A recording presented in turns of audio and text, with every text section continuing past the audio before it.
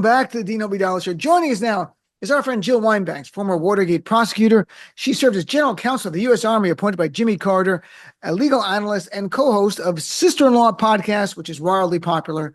Hello, and probably do other things, Jill. I don't even know, but I have that down. So nice to see Well, we you. added another podcast. We now have Sisters Sidebar, where at least two of us each week will answer additional listener questions. So we're hoping lots Wow. of questions. Yes. That's great. Congratulations. Oh, I know it's going well. I know it's been popular, and I'm glad that it's going really well. So let's start sort of out of order with what the news is, but I'm really fixated on this FBI raid into Fulton County. And today, Fulton County people had a press conference there saying, we don't know what they're after. We don't know what's going on. They took hundreds of boxes of documents. They've took the original voter rolls and stuff. They don't have it. There's no chain of custody. They don't know what's going on. So I wanted to get your reaction to what you've seen. I know you saw the warrant, and we don't know who the target is. That's not been revealed to the public. It might be in a week or so, they're saying, but as of now, no. What is your take on what's going on? My take is that they are going to try to create a lack of trust in the voting so that they can interfere in the midterms coming up this year. That's exactly what I think it is. The statute of limitations is maybe run, but I think because one of the laws they cite requires that you hold documents for 22 months after the general election, I would add the 22 months on, because there could be a violation if you held it for 20 months, but not 22, and then it would be 5 years from the date that you failed to hold it. So I'm not too focused on that. I'm just focused on, this has been one of the most contested races in history, particularly Fulton County. They hand counted those ballots. They went through it, Democrats and Republicans together. There is no doubt, one, that Donald Trump lost the election handily. Two, that he tried to interfere in the election and lucked out because Fani Davis made a personally iffy action that caused the trial not to go forward. That doesn't mean he didn't violate the law. He did. And I don't think this has anything to do with the voter rolls or the ballots. They have been looked at over and over and over again. And the other thing is, with the millions of papers they took, the only way they could prove that something wasn't properly retained is to go through all of them and say, I know there's one person whose ballot isn't here. That's absurd. It's totally ridiculous. There's no basis for this. What we know is that Trump, they'll say 4 or 5 they found, which means there's thousands, but I cannot agree with you more. And I think corporate media is missing it. They have people on, well, Trump's obsessed with 2020. No, he's obsessed with 2026. He floated twice canceling the elections. He's very worried the Democrats get the House and begin investigating him, and they can't criminally prosecute him. But this is a man who's done rampant corruption. I mean, New York Times had a great article, $1.4 billion he's made in 1 year in the White House. This is criminal enterprise going on in the White House. So what do you think, Jill? I mean, you worked in the government as a federal prosecutor, then you worked for the U.S. Army. How do we protect our election? Oh, I would say that's one of the hardest questions ever, because I started out in organized crime. I actually feel like maybe I'm back to organized crime again, looking at the White House. But I started out in the actual mafia prosecutions. And the one thing I learned was that criminals with intent can overcome any law. They can find ways around them. And it's very hard to create a law that will protect against everything. A massive turnout, a huge Democratic vote would help a lot in the midterms. And people can't be discouraged by this. I would be more worried about the role of ICE going to the Olympics or patrolling our voting booths, about the National Guard being called out. I'm worried about voter suppression. And that's something we need to worry about. But I mean, they're not going to stop me or anybody else who really knows what democracy is. And I want to leave democracy the way I found it, which was as a functioning, good thing. So it's very hard to say you can pass a law that's going to protect us. It's hard to say you can always go to court and get justice. You cannot. There isn't absolute immunity for the agents who are violating despite whatever people say. Right. And we'll get And to there that in a isn't second. absolute Yeah. immunity for Donald Trump either. I think people misperceive the Supreme Court decision is terrible. There's no question. It is a very bad thing that has empowered Donald Trump to do more terrible things and to promise pardons to everybody who carries out his orders. But it does say it has to be an official act.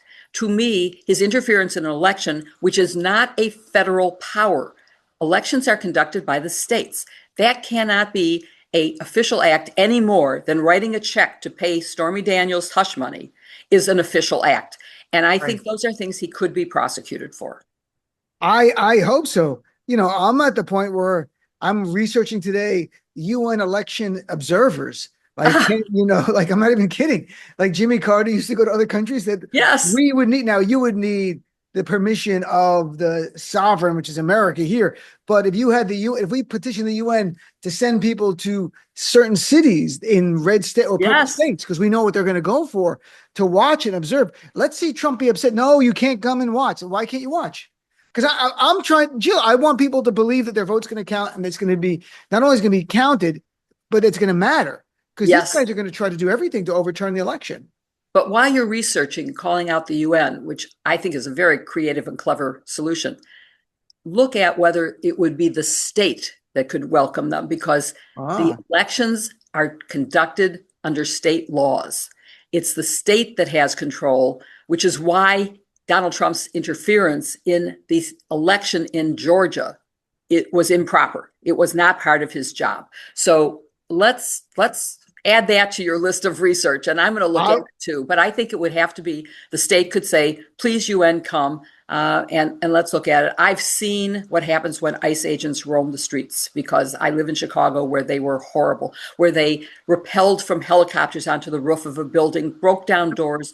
They have broken into more cars where they have broken the glass and pulled people out, cutting their seatbelts off. This is hideous violence that is not part of the Constitution. Right. I mean, that violence is to send a message to terrorize people. I mean, their goal is terrorizing people. Trump has ICE as if his own army out there, like militias in other nations where there's a warlord who controls part of the country. That's what Donald Trump has. And I think sometimes our fellow Americans don't view it through that prism, because they think that this can't happen in the United States. We have an openly corrupt guy who's pocketed over $1 billion per the New York Times, from the Qatar airplane to crypto stuff that he's regulating, making money on it, to this, having this police force go out and do whatever he wants and telling them they have absolute immunity. J.D. Vance said that. So I wanted to get to that.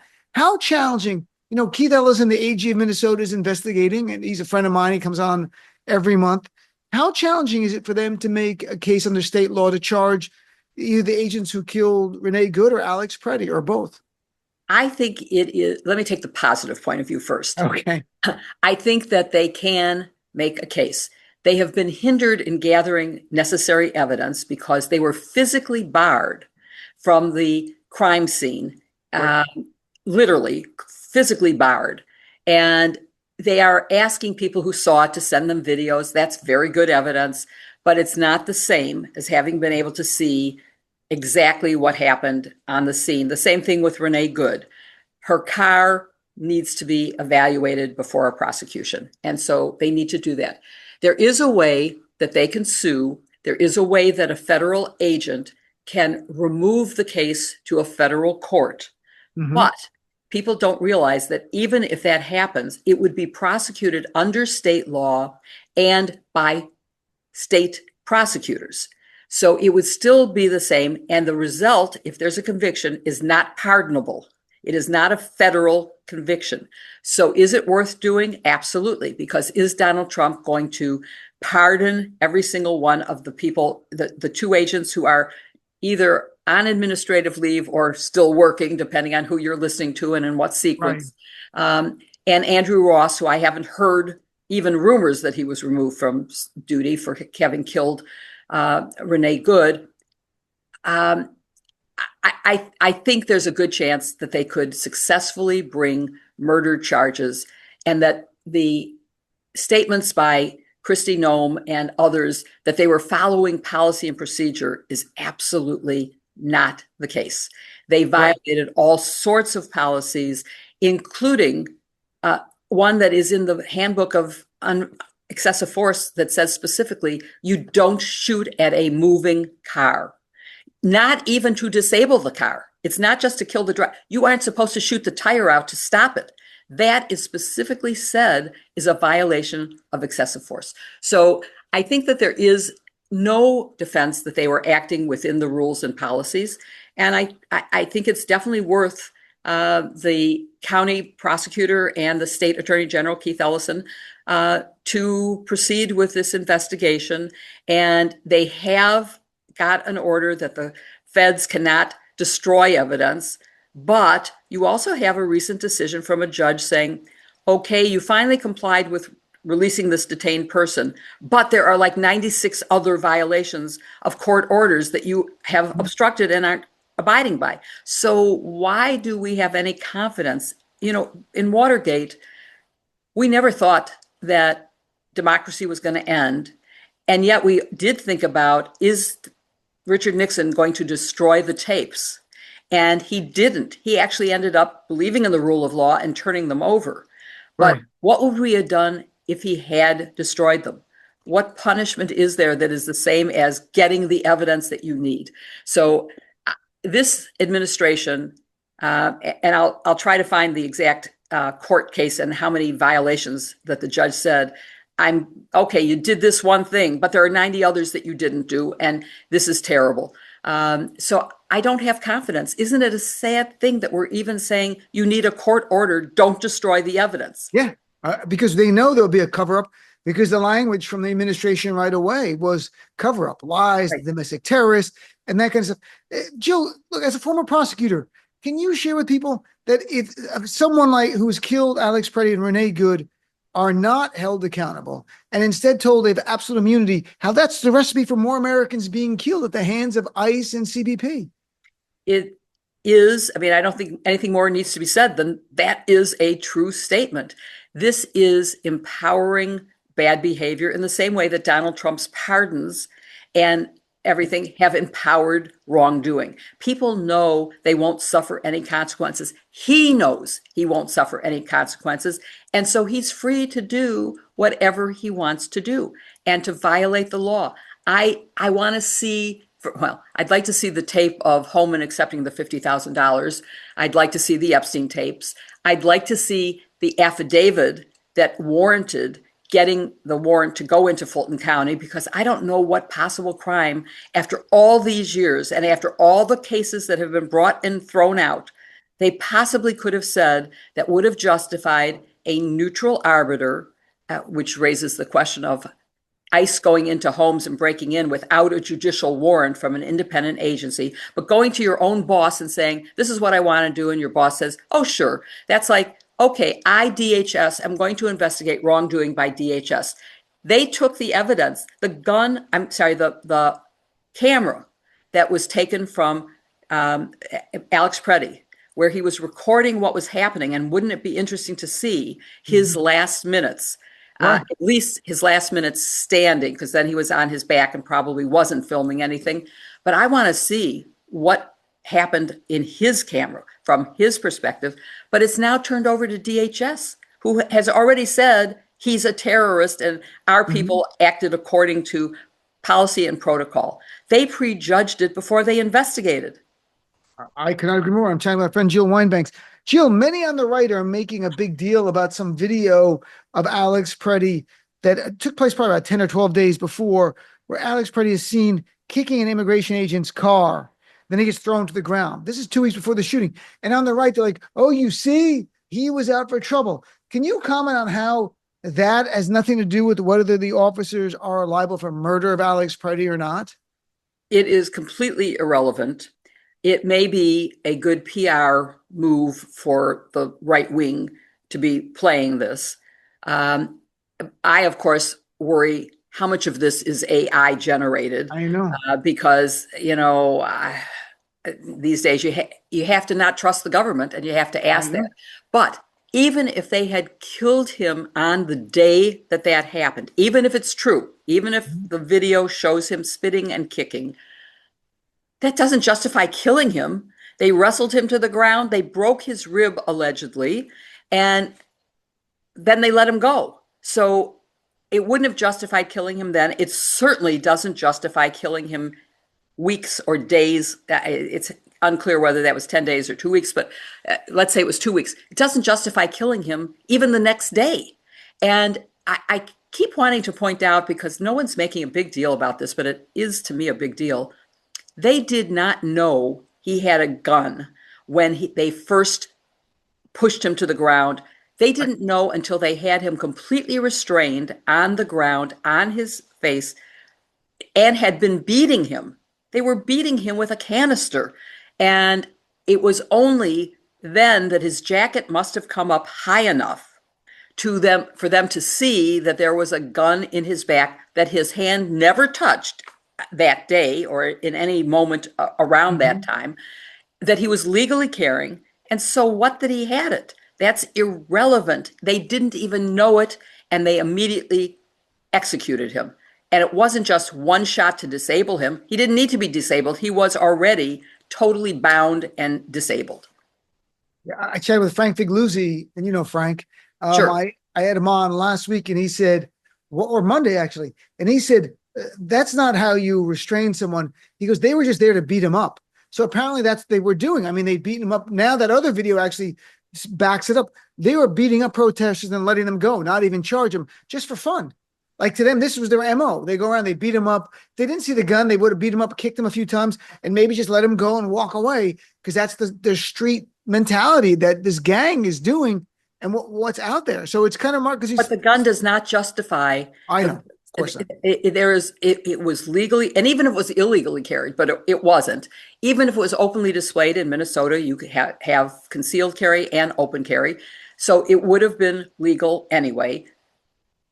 I'm not a gun supporter, so I wish nobody carried guns, but okay, he was doing his legal rights, and your First Amendment doesn't evaporate with the Second Amendment. They go together. And Kyle Rittenhouse was hailed as a hero, and this man was killed. It depends on what political voice you are expressing.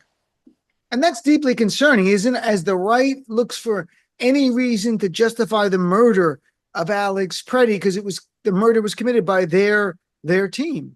That's right. Deeply concerning. It's very concerning to me that, and I don't know anything about the particular two agents who fired the deadly shots in this case, but agents are being recruited from militia groups, from January 6th supporters, from NRA members.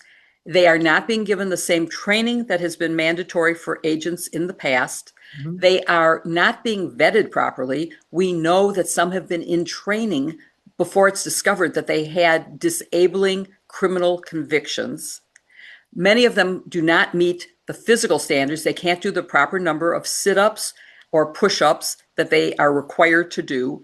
And they're being pushed through because of this ramp up to have enough agents to deport as many people as they set this arbitrary number for.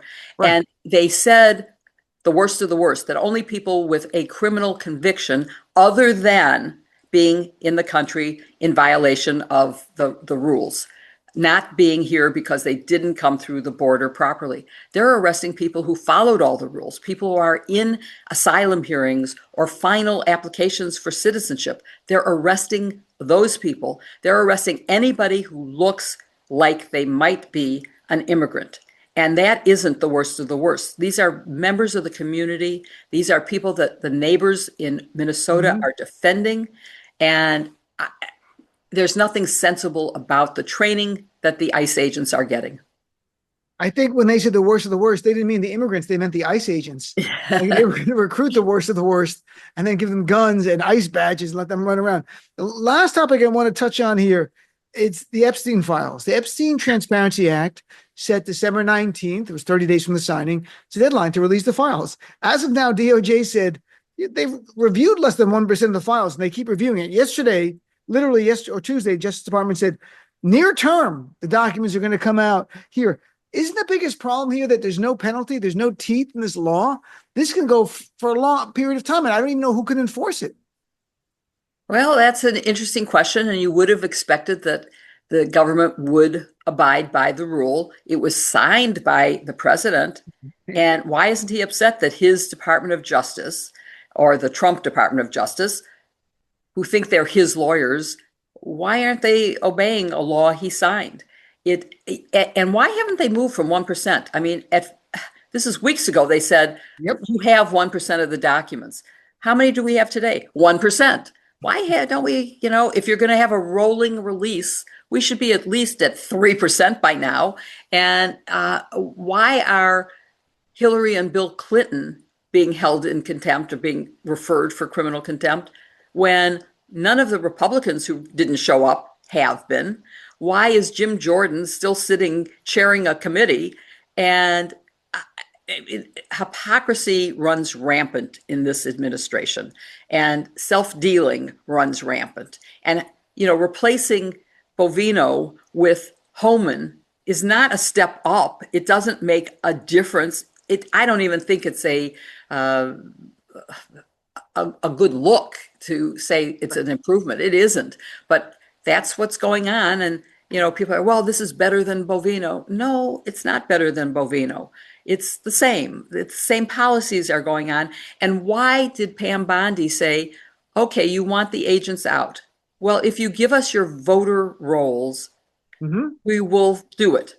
What does that have to do with immigration or the fraud in the healthcare thing?